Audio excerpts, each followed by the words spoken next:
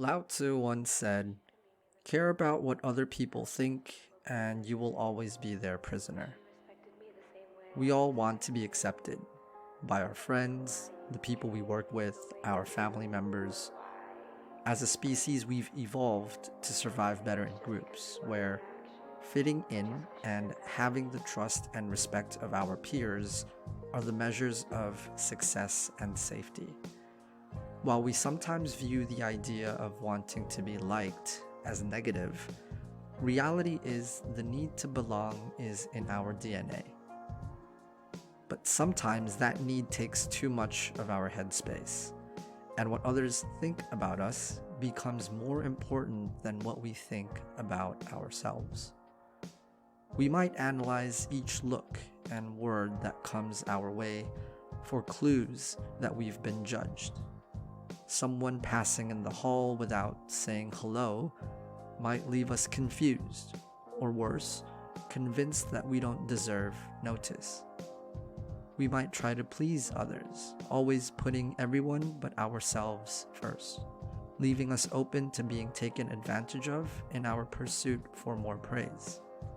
It can be exhausting trying to be cool enough, hardworking enough, attractive enough, or successful enough to feel valued. So what's behind this anxiety about being liked, and why are some of us so much more vulnerable to it than others? In many cases, it has a lot to do with our individual pasts. At some point in our lives, something or someone may have made affection seem conditional, something we have to fight for and don't really deserve. A sense of shame develops as we inevitably fall short of perfection. Author Brené Brown, who has spent her career studying shame and the ways in which we can develop what she calls shame resilience, writes about this in her book, The Gifts of Imperfection. Healthy striving is self-focused. How can I improve? Perfectionism is other-focused. What will they think? Perhaps your parents were emotionally distant, physically or verbally abusive, or set impossible standards. Living in a conservative Asian household, I definitely felt the desire to make my mom and dad proud from a young age. Sometimes you were bullied at school. Perhaps you felt as though you never measured up to your peers, brothers and sisters, and close friends. Or perhaps you just can't pinpoint an explanation.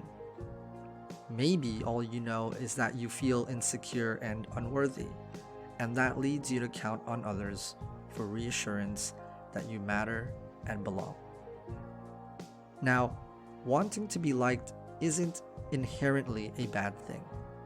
We all need a little awareness of how others view us to keep us balanced and aware of how we affect others. But too much concern about what other people think can lead us to value only what others want from us, rather than what we desire and need. And the irony is that what starts out as an effort to ensure our happiness and acceptance can end up doing the exact opposite. The truth is, other people's opinions of us are none of our business. Their opinions have nothing to do with us and everything to do with them. Their past, their judgments, their expectations, their likes and their dislikes. Some will hate me because I remind them of their annoying brother-in-law. Others will feel compassionate toward me because I remind them of their son. People will completely understand what I have to say, and others will completely misinterpret my words. But no matter what I say or do, they will all get the exact same me. I could do my best and be the best I can at any given moment, but their opinions of me will always change. And that has nothing to do with me, and everything to do with them. Fact is, some people will never like me, and no matter how much I slip up, there will be other people who will always forgive me. Either way, it has nothing to do with me. And understanding this is the first step to truly freeing ourselves from the self-imposed shackles of meeting the standards and expectations of every person we meet. Learning how to stop caring about what others think is a very difficult process, especially if you've lived most of your lives seeking the validation of others. But the first step in being able to change this way of thinking is understanding why we found ourselves in this position in the first place. It has a lot to do with how we've been raised to believe that affection and acceptance is conditional, and that the way others view ourselves takes precedence over how we feel about ourselves. In part 2 of this series, we're going to be talking about the exact steps you can take to change this mindset for good. We hope that you found this video useful. If you did, hit the like and subscribe button.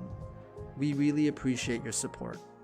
Also, follow us on our social media and visit our website at thetopessentials.com to learn more about how you can live the best possible life. See you soon.